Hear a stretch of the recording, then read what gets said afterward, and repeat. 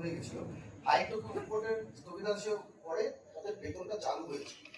Kolkata police বা বেঙ্গল পুলিশের কন্ট্রাকচুয়ালদের এখন কোনো গায়ে কাদা লাগেনি এবং আমরা প্রত্যেকটা মুহূর্তে প্রত্যেকটা সেকেন্ডে আমাদের এই দক্ষতা প্রমাণ করে আসি। মাননীয় মুখ্যমন্ত্রীর কাছে আমরা চিরকৃতজ্ঞ এই কারণে, আমরা 2017 সালে চাকরি পাওয়ার পরে তার 2 মাস পরেই উনি ঘোষণা করেছিলেন কন্ট্রাকচুয়াল এমপ্লয়ীদের 60 বছর পর্যন্ত চাকরি নিশ্চিত করলো। তার জন্য আমি তার কাছে চিরকৃতজ্ঞ।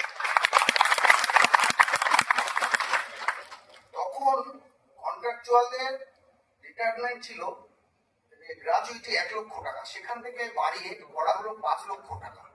তার জন্য আমরা চিরকৃতজ্ঞ।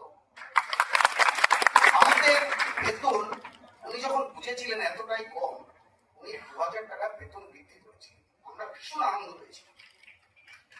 2000 টাকা বেতন বৃদ্ধি করার পরে আমার সিদ্দিক ভাই, আমার সহকর্মী বলে গেছে একটু আগে, কিছু কিছু ইউনিটে 2000 টাকা বেতন ঢুকেছিল, কিছু কিছু ইউনিটে ঢোকেনি। আমি আমার সহকর্মীরা যখন আমরা এইচ অফিসে গেলাম, ম্যাডাম আমাদের বললো আপনাদের কোনো অর্ডার আসেনি, এইসব ভুয়ো খবর, এখনো কানে বাজে কথা। 2 মাস পরে যাদের টাকা বেড়েছিল তাদের কেটে নেওয়া হলো, অথচ বেঙ্গলে কিন্তু একইভাবে সেই টাকা ওরা পেতে থাকলো। 1 বছর পরে গিয়ে যখন মাননীয় মুখ্যমন্ত্রীর কানে কথাটা পৌঁছলো, তখন সে কিন্তু বললো এদের এই 2000 টাকা বৈষম্য আছে, এদেরকে সমান করে দেওয়া হলো। সে আগেও আমার বক্তা বলে গেছে। তারপরে উনি আবার যা বললো তাদের 1500 টাকা বাড়িয়ে দিল। আমরা কিন্তু 1 বছর পরে গিয়ে যে সেই 2000 টাকা পেয়েছিলাম ঠিকই, কিন্তু এরিয়ারটা পেলাম না। সিআইডিতে এরিয়ার সমেত পেল। মাননীয় মুখ্যমন্ত্রী দেখলেন এদের বেতন কম, এদের প্রতি বছর 3% ইনক্রিমেন্ট দেওয়া হবে।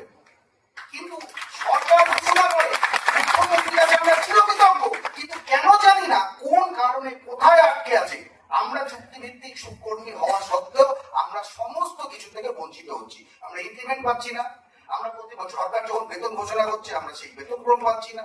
ইতিমধ্যে আপনারা যদি দেখেন আমাদের বেশ কিছু সহকর্মীকে আমরা হারিয়েছি, প্রত্যেকে আত্মহত্যার পথ বেছে নিয়েছে। যদি আপনি সঠিকভাবে তদন্ত করেন দেখবেন সেখানে সেই অর্থনৈতিক প্রথম যদি আমি বাড়ি যাওয়ার পরে আমার বাবা যদি বলে ওষুধ নেই, আমার কাছে পয়সা নেই। আমার স্ত্রী যদি বলে আমার কাপড় নেই, আমি বলে আমার পয়সা নেই। আমার সন্তান